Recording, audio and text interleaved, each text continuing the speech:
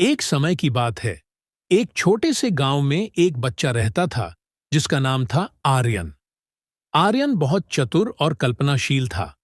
उसे पेंटिंग और ड्राइंग करना बहुत पसंद था, लेकिन उसके पास अच्छे रंग और उपकरण नहीं थे। वह अक्सर अपने सपनों में रंगीन दुनिया की कल्पना करता था, लेकिन उसे उन्हें कागज पर उतारने में कठिनाई होती थी। एक दिन आर्यन स्कूल से लौटते समय एक पुरानी दुकान पर गया। वहां उसकी नजर एक चमकदार पेंसिल पर पड़ी। पेंसिल बहुत सुंदर थी। उसकी रंग बिरंगी बाहरी परत और चमत्कारी चमक ने उसे आकर्षित किया। उसने दुकानदार से पूछा, यह पेंसिल कितनी की है? दुकानदार ने मुस्कुराते हुए कहा, यह कोई साधारण पेंसिल नहीं है। यह एक जादुई पेंसिल है। इसका मूल्य केवल तुम्हारी कल्पना है।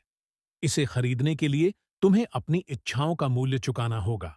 आर्यन ने सोचा कि अगर यह सच में जादुई है, तो उसे जरूर खरीदना चाहिए। उसने अपनी कुछ किताबें और खिलौने बेचकर पेंसिल खरीदी।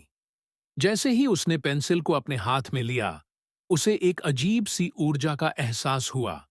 वह बहुत खुश था और घर जाकर उसे इस्तेमाल करने का मन बना लिया। जब आर्यन ने जादुई पेंसिल से पहली बार चित्र बनाना शुरू किया, तो कुछ अद्भुत हुआ। जैसे ही उसने कागज पर पेंसिल चलाई, चित्र जीवन में आने लगे।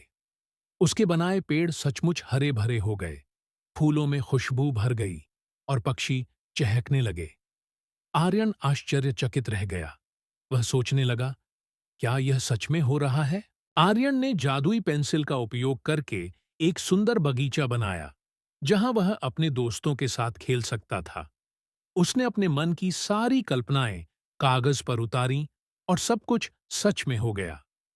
गांव के बच्चे उसकी कला देखकर हैरान थे और उसके पास खेलने के लिए आते थे। आर्यन की खुशियां दिन ब दिन बढ़ती गईं। लेकिन धीरे धीरे आर्यन को एहसास हुआ कि जादुई पेंसिल का उपयोग केवल खुद के लिए करना सही नहीं था। उसने तय किया कि वह अपनी कला का उपयोग गांव के लोगों की मदद करने के लिए करेगा। उसने गांव के गरीबों के लिए घर बनाए और जरूरतमंद बच्चों के लिए किताबें और खिलौने बनाए।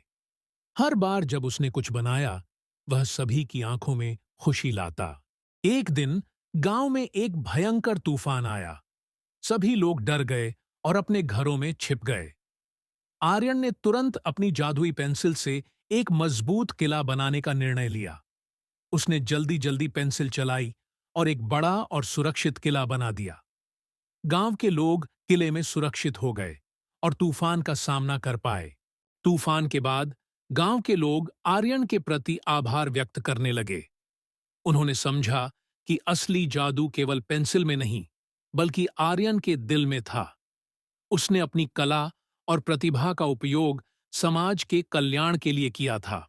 आर्यन ने जादुई पेंसिल को समझा कि उसकी असली शक्ति उसके अच्छे कार्यों और दूसरों की मदद करने में है। उसने यह निर्णय लिया कि वह पेंसिल को हमेशा अपने सपनों और दूसरों के सपनों को साकार करने के लिए उपयोग करेगा।